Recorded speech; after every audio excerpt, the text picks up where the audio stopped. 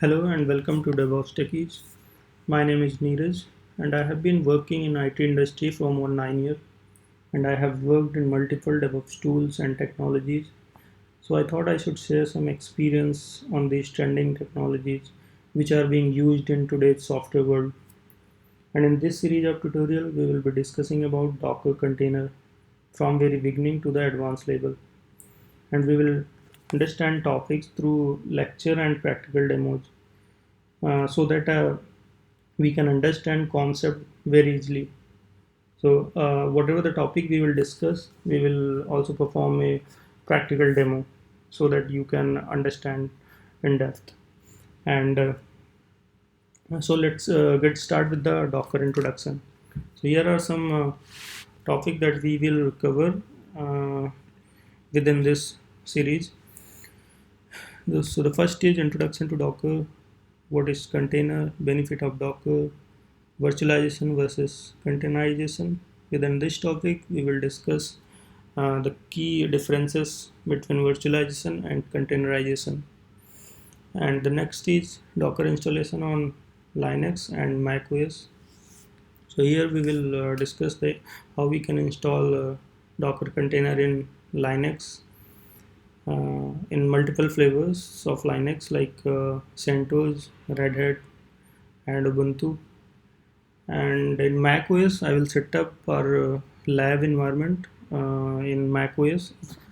And if you are using Windows, you can also set up a Docker lab environment in Windows machine as well. So that is not a problem. And the next is basic Docker commands. So what are the basic Docker commands that we should keep in mind if we are using Docker container in our production environment? And the run Docker container. We will discuss how we can run a Docker container in Linux and Mac OS or in Windows machine.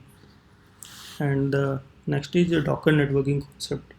Within this topic, we will discuss the type of network, how we will connect uh, a Docker container through your host machine or within the Docker container, and the writing Docker file. So within this topic, we will discuss the file parameter, what are the Docker file parameter that we will use, and create a Docker image, how we can write a file and create a Docker image out of it. And the next is tagging an image and environment variable, how you can pass environment variable in your Docker file or through the command line. And the Docker registry, what is the usage of Docker registry, the benefit of private or public Docker registry, and the Docker compose, what are the benefit of Docker compose, how we can write a Docker compose file, and deploying a test application in Docker container. So within this topic, we will discuss uh, an application, how we can run an application in Docker container, and the next is this will cover in Docker Advanced course.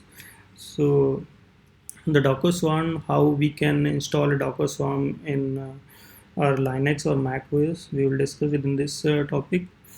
And Docker machine, we will set up a Docker machine in our Mac OS and Windows as well. Hmm. And Docker volume, this within this topic we will discuss the Docker storage, how we can manage the Docker storage, and what are the types of Docker volume, how we can manage this, and all things we will discuss within this. And the limit and container and resources. Limit a container means whatever the resources we are assigning for a container, how we can limit those resources within the container. And the container logging and security. The key parameter which will secure your Docker container, we will discuss within this topic. So That's it for this video. Thank you very much. Thanks for watching. Thank you so much.